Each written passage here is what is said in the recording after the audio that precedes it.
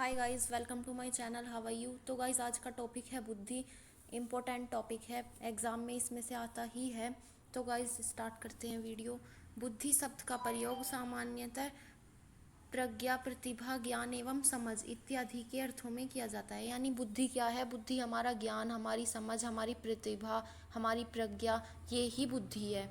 उसके बाद आता है यह वह शक्ति है जो हमें समस्याओं का समाधान करने एवं उद्देश्यों को प्राप्त करने में सक्षम बनाता है। यानी बुद्धि क्या है? अगर हमारे सामने गाइस कोई भी प्रॉब्लम आ जाती है तो हम उसका सल्यूशन करेंगे ही, क्योंकि बिना सल्यूशन के प्रॉब्लम सॉल्व नहीं होगी। और प्रॉब्लम का सल्यूशन कैसे होगा? हमारी समझ से, हमारे ज्ञान से, हमारी प्रतिभा से।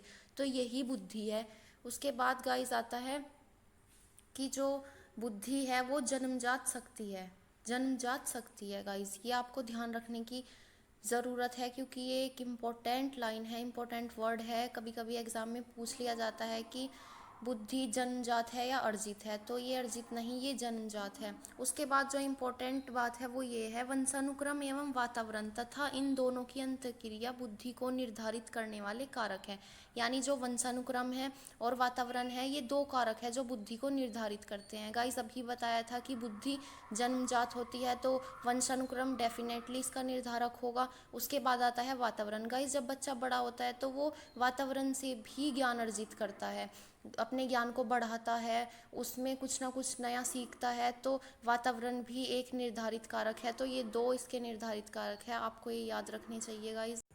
तो गाइस बुद्धि के सिद्धांत पढ़ते हैं। बुद्धि का सबसे पहला सिद्धांत है एक कारक सिद्धांत। एक कारक सिद्धांत, आपको ये याद रखना है इस सिद्धांत का नाम, और ये दिया किसने है आपको ये भी याद रखना है। एक कारक सिद्धांत का प्रतिपादन बिने मोहद्दे ने किया है। मतलब आपको याद रखना है कि ये सिद्धांत बिने ने दिया है और इसका समर्थन टर्मन और स्टर्न ने भी किया है, आपको ये याद रखना है। उसके बाद गाइस इन्होंने अपने सिद्धांत में बताया क्या है? इन्होंने बताया कि बुद्धि एक अविभाज्य इकाई है। यानी बुद्धि को डिवाइड नहीं किया जा सकता, उसका विभाजन नहीं किया जा सकता, ये अविभाजित इकाई है। इन्होंने कहा है कि बुद्धि एक ही शक्ति या कारक है। मतलब बुद्धि एक ही है, एक ही शक्ति है या एक ही कारक है, उसका डिवाइड नहीं किया जा सकता। आपको इसमें बस यही याद रखना है। तो गाइस दूसरा सिद्धांत है द्विकारक सिद्धांत। ये किसने दिया है? इसके प्रतिपादक है स्पीयरमैन।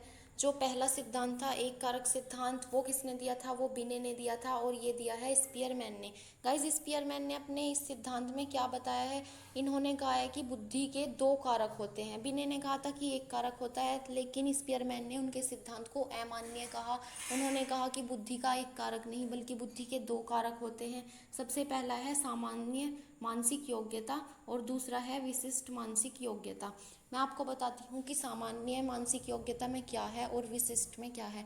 गाइस सामान्य में इन्होंने कहा है कि जैसे जनरल बच्चे होते हैं उनमें कोई ना कोई इंटेलिजेंस पाई जाती है, तो सामान्य में वही है। और विशिष्ट में है कि कुछ बच्चे ऐसे होते हैं कि वो किसी भी फील्ड में स्पेशलिस्ट होते हैं, तो विशिष्ट मानसिक योग्यता में वो बच्चे आते हैं। मैं आपको एक एग्जांपल के थ्रू बता देती हूँ। गाइस एक क्लास में बच्चे हैं, दो बच्चे हैं मान लो। एक बच्चा है वो पढ़ाई में इंटेलिजेंट है, लेकिन अदर से वो कोई एक्टिविटी नहीं करता, तो वो क्या है? वो सामान्य मानसिक योग्यता वाला है। मतलब वो सिर्फ पढ़ता है, वो एक ही कार्य कर रहा है। लेकिन एक दूसरा बच्चा है, वो पढ़ाई में भी इंटेलिजेंट है और वो स्पोर्ट्स में भी स्पेशलिस्ट है, मतलब वो स्पोर्ट्स भी अच्छे से कर पाता है। तो वो बच्चा क्या है? वो है विशिष्ट मानसिक योग्यता वाला बच्चा।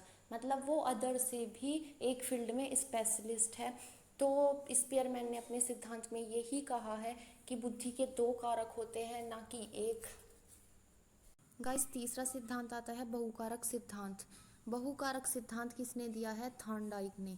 गाइस आपको ये नाम याद रखना है कि ये सिद्धांत थॉर्नडाइक ने दिया है। इन्होंने कहा है कि बुद्धि में दो कारक नहीं होते। बिने ने कहा था कि बुद्धि एक कारक है, फिर उसके बाद स्पीयरमैन ने कहा था कि बुद्धि के दो कारक है, लेकिन इन्होंने कहा है कि बुद्धि के दो कारक नहीं है, इन्होंने कहा है बहुकारक है, यानी बहुत सारे कारक है बुद्धि के।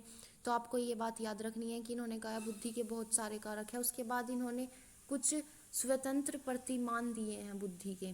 तो गाइज ये देख लीजिए, पहला है स्तर। स्तर मतलब लेवल की, अगर कोई समस्या आ जाती है या किसी कार्य को हमें करना है तो हम किस लेवल तक कर सकते हैं, उसका स्तर कैसा है। उसके बाद आती है सीमा, कि हम कार्य को किस सीमा तक कर सकते हैं। तीसरा है क्षेत्र, कि किस क्षेत्र तक हम कार्य को कर सकते हैं, और चौथा है गति, कि कार्य करने की हमारी गति क्या है।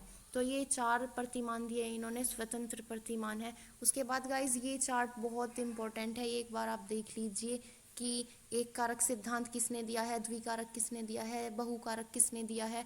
गाइज आज हमारे 3 सिद्धांत कंप्लीट हो गए हैं, और जो बाकी के सिद्धांत रह गए हैं वो अगली वीडियो में होंगे।